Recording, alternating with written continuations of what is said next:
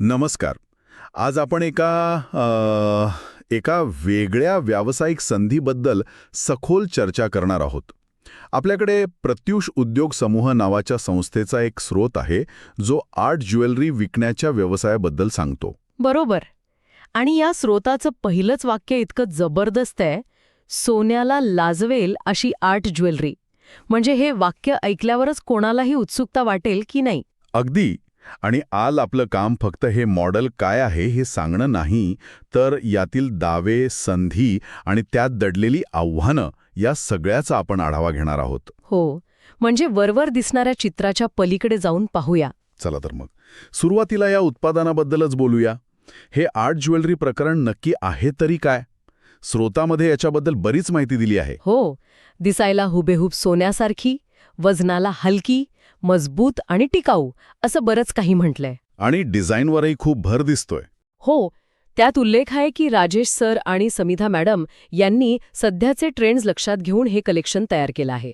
म्हणजे लग्न, सण, पार्टी इतकंच नाही, तर ऑफिसमध्ये घालण्यासाठी पण योग्य. पण इथे मला एक मुद्दा महत्त्वाचा वाटतो. कोणता? सोन्यासारखी दिसते हा जो दावा आहे, तो अशा दागिन्यांच्या बाबतीत सर्वात मोठा सेलिंग पॉइंट असतो, पण तितकाच मोठा प्रश्नही असतो. अच्छा. म्हणजे या दागिन्यांची चमक किंवा पॉलिश किती काळ टिकते यावर काही माहिती स्रोतामध्ये आहे का? कारण ग्राहकाचा विश्वास याच गोष्टीवर अवलंबून असतो. नाही, याबद्दल स्रोतामध्ये थेट उल्लेख नाहीये. पण एक ग्राहकाची प्रतिक्रिया दिली आहे, ही आर्ट ज्वेलरी आहे हे कोणाला सांगितल्याशिवाय कळतच नाही, असं काहीसं. कदाचित याच प्रतिक्रियेतून ते टिकाऊपणाबद्दल अप्रत्यक्षपणे सांगू पाहत असतील. पण तुम्ही उपस्थित केलेला मुद्दा बरोबर आहे. दीर्घकाळ टिकणारी गुणवत्ता हाच खरा विश्वास निर्माण करू शकते. आणि हे महत्वाचं आहे कारण हे उत्पादन एका विशिष्ट मानसिकतेला हात घालतंय. स्रोतात एक वाक्य आहे, आजच्या काळात लोकांना महाग सोनं नको, पण दिसायला रॉयल असलेली ज्वेलरी हवी असते. हो, हे खरं आहे. ही गरज खूप मोठी आहे. सोनं खरेदी करणं, ते सांभाळणं, यातील जोखीम टाळून लोकांना फक्त तो लुक हवा आहे. हे उत्पादन नेमकी हीच पोकळी भरून काढण्याचा प्रयत्न करतंय. म्हणजे हे फक्त दागिन्यांचं मार्केटिंग नाहीये. नाही, हे एका आकांक्षेचं, एका स्मार्ट चॉईसचं मार्केटिंग आहे. स्मार्ट चॉईस हा शब्द अगदी योग्य आहे. लोकांना वाटतं की आपण कमी पैशात हुशारीने तीच गोष्ट मिळवली. पण ठीक आहे, हे उत्पादन आकर्षक आहे हे मान्य. खरा प्रश्न येतो तो म्हणजे यातून पैसे कसे कमवायचे. बरोबर. अनेकांना यातच रस असेल. तर स्रोतामध्ये विक्रीचे 2 स्पष्ट मार्ग सांगितले आहेत. हो, आणि पहिला मार्ग तर अगदी आजच्या डिजिटल युगाला धरून आहे, ऑनलाईन विक्री. व्हॉट्सॲप, फेसबुक, इंस्टाग्राम वापरून फोटो आणि व्हिडिओ शेअर करायचे आणि ऑर्डर्स घ्यायच्या. रील्स आणि शॉर्ट्सचा पण विशेष उल्लेख आहे. हो, जे आजकाल खूप प्रभावी ठरत आहेत. या सगळ्यामागे घर बसल्या इन्कम ही संकल्पना केंद्रस्थानी आहे. घरबसल्या इन्कमचा विचार अनेकांना, विशेषतः महिलांना खूप आकर्षित करतो. पण इथेच मला थोडं थांबून विचार करावासा वाटतो. हे ऐकायला जितकं सोपं वाटतं तितकं खरंच सोपं आहे का? हाच तर महत्वाचा मुद्दा आहे. या मॉडेलला आपण सोशल कॉमर्स म्हणू शकतो. अच्छा. याचा सर्वात मोठा फायदा म्हणजे कस्टमर ॲक्विजिशन कॉस्ट, म्हणजे ग्राहक मिळवण्याचा खर्च जवळजवळ 0 असतो. कारण तुम्ही तुमच्या ओळखीच्या लोकांनाच तुमच्या सोशल नेटवर्कमध्येच विक्री करत असता. म्हणजे जाहिरातींवर वेगळा खर्च नाही. सुरुवात करायला सोपं आहे. हो, सुरुवात नक्कीच सोपी आहे, पण याचे काही तोटेही आहेत. जसं की? एक, तुमची पोहोच मर्यादित राहते. तुमचं मित्रमैत्रिणींचं आणि नातेवाईकांचं वर्तुळ किती मोठं असणार. बरोबर. आणि दुसरं, व्यावसायिक संबंध वैयक्तिक नात्यांमध्ये तणाव निर्माण करू शकतात. सतत आपल्याच लोकांना काहीतरी विकण्याचा प्रयत्न केल्यास काही वेळा नातेसंबंधांवर परिणाम होऊ शकतो, की नाही? हो, आणि सततच्या नकारांना सामोरं जाण्याची तयारीही ठेवावी लागते. घर बसले असलं तरी मानसिकदृष्ट्या ते सोपं नसतं. अगदी. स्रोतमध्ये दुसरा मार्ग ऑफलाईन विक्रीचाही दिला आहे, जसं की प्रदर्शन, मेळावे, किटी पार्टी. बरोबर आहे. हा पारंपरिक डायरेक्ट सेलिंगचा मार्ग आहे. इथे संवाद कौशल्य, लोकांना पटवून देण्याची क्षमता आणि विश्वास निर्माण करणं या गोष्टी महत्वाच्या ठरतात. अगदी. या दोन्ही पद्धती एकत्र पाहिल्या की लक्षात येते की हे एक हायब्रिड मॉडेल आहे. पण या दोन्ही मार्गांमध्ये एक गोष्ट समान आहे, सातत्य. स्रोत जरी वेळ मिळेल तेव्हा काम असं म्हणत असला तरी डायरेक्ट सेलिंगमध्ये यशस्वी होण्यासाठी प्रचंड सातत्य आणि स्वतःला प्रेरित ठेवण्याची गरज असते. म्हणजे कमी गुंतवणुकीत जास्त नफा हे जे सांगितलं जातंय त्यात वेळेची आणि श्रमांची गुंतवणूक ही अदृश्यपणे गृहीत धरलेली आहे. अगदी बरोबर. आता आपण याच्या लक्ष्य गटाबद्दल बोलूया. स्रोतामध्ये स्पष्टपणे म्हटलं आहे की ही महिलांसाठी सुवर्ण संधी आहे. गृहिणी, नोकरदार महिला, विद्यार्थिनी सगळ्यांनाच सामावून घेण्याचा प्रयत्न आहे. हो, आणि हे पॅकेजिंग खूप विचारपूर्वक केलं आहे. महिलांना आकर्षित करण्यासाठी काही विशिष्ट शब्दांचा आणि आश्वासनांचा वापर केला आहे. उदाहरणार्थ, घरात बसून, वेळ मिळेल तेव्हा काम, कोणताही टेन्शन नाही, कोणताही दबाव नाही. हे शब्द पारंपरिक 9 ते 5 नोकरीच्या तणावपूर्ण वातावरणाच्या अगदी विरुद्ध चित्र उभं करतात. पण थांबा, कोणताही दबाव नाही हे कसं शक्य आहे? विक्रीच्या कोणत्याही कामात टार्गेट्स आणि दबाव हे असतातच. अगदी. जरी कंपनीने टार्गेट दिले नाहीत तरी आपण गुंतवलेले पैसे परत मिळवण्यासाठी आणि नफा कमावण्यासाठी स्वतःवर एक प्रकारचा दबाव येतोच. हा दावा थोडा अवास्तव नाही का वाटत? बरोबर. हा एक मार्केटिंगचा भाग आहे. दबाव नाही याचा अर्थ कदाचित असा असेल की कंपनीकडून तुमच्यावर थेट कोणी बॉस नसेल, पण विक्रीचं क्षेत्र असं आहे जिथे निकालच तुमचा बॉस असतो. विक्री झाली नाही तर उत्पन्न नाही, हाच सर्वात मोठा दबाव. अगदी. त्यामुळे बाहेरून दबाव नाही असं म्हणता येईल, पण आतून येणारा दबाव नक्कीच असतो. आणि याला महिलांसाठी सुरक्षित आणि विश्वासार्ह व्यवसाय असंही म्हणलं आहे. हा सुरक्षित शब्द वापरण्यामागे काय विचार असावा? याचे 2 अर्थ आहेत असं मला वाटतं. एक म्हणजे आर्थिक सुरक्षितता, जी कमी गुंतवणुकीमुळे मिळते. धोका कमी वाटतो.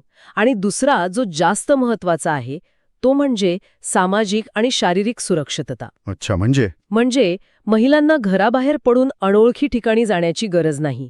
ते त्यांच्या कम्फर्ट झोनमध्ये राहून त्यांच्या ओळखीच्या लोकांसोबत काम करू शकतात. ही गोष्ट अनेक कुटुंबांसाठी खूप महत्वाची असते. बरोबर. त्यामुळे त्यांना या व्यवसायात उतरण्यासाठी घरातून परवानगी मिळणं सोपं जातं. हो. हे सगळं ऐकल्यावर असं वाटतं की हे फक्त एक व्यावसायिक मॉडेल नाही, तर महिलांच्या गरजा, त्यांच्या मर्यादा आणि त्यांच्या आकांक्षा या सगळ्यांचा अभ्यास करून तयार केलेली एक योजना आहे. अगदी.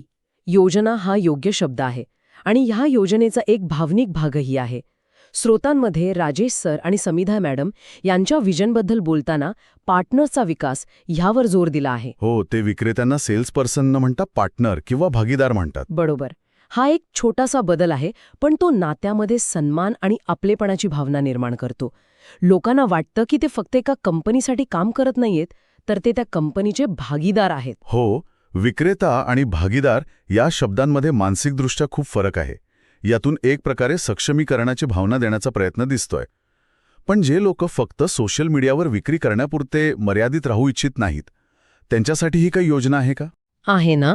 आणि इथेच हे मॉडेल अधिक रंजक होतं. स्रोतानुसार जे लोक मोठ्या स्तरावर काम करू इच्छितात त्यांना स्वतःचं ज्वेलरी स्टोअर सुरू करण्याची संधी दिली आहे.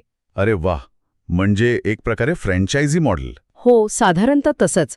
जे स्वतःचं स्टोअर उघडतील त्यांना कंपनीकडून ब्रँड सपोर्ट, ट्रेनिंग, नवीन डिझाईनचे अपडेट्स आणि मार्केटिंगसाठी मार्गदर्शन मिळेल असं आश्वासन दिलं आहे. म्हणजे एक स्पष्ट वाढीचा मार्ग, ग्रोथ पाथ. बरोबर. तुम्ही एक लहान सोशल सेलर म्हणून सुरुवात करा आणि हळूहळू प्रगती करत स्वतःच्या स्टोअरचे मालक बना. हे खूप महत्वाचं आहे, कारण अनेक डायरेक्ट सेलिंग मॉडेल्समध्ये एका मर्यादेनंतर वाढ खुंटते. पण इथे एक पुढची पायरी दाखवून लोकांना दीर्घकाळ या व्यवसायात टिकून ठेवण्याचा प्रयत्न दिसतोय. हो, ही एक स्मार्ट स्ट्रॅटेजी आहे. हे लोकांना फक्त आजची संधी नाही तर भविष्याचे एक स्वप्न विकतं.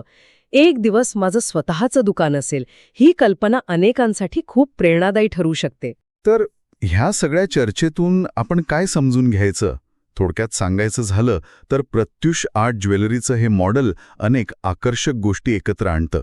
हो, एक असं उत्पादन जे लोकांची सोन्यासारखं दिसण्याची गरज पूर्ण करतं, विक्रीसाठी ऑनलाईन आणि ऑफलाईन असे लवचिक मार्ग देतं, आणि महत्त्वाचं म्हणजे महिलांना लक्ष्य करून त्यांना आर्थिक स्वातंत्र्याचं एक सोपं आणि सुरक्षित वाटणारं चित्र दाखवतं. आणि त्यासोबतच पार्टनर म्हणून सन्मान देणं आणि स्वतःचं स्टोअर उघडण्याचं स्वप्न दाखवून त्यांना भावनिक आणि व्यावसायिकदृष्ट्या गुंतवून ठेवतं.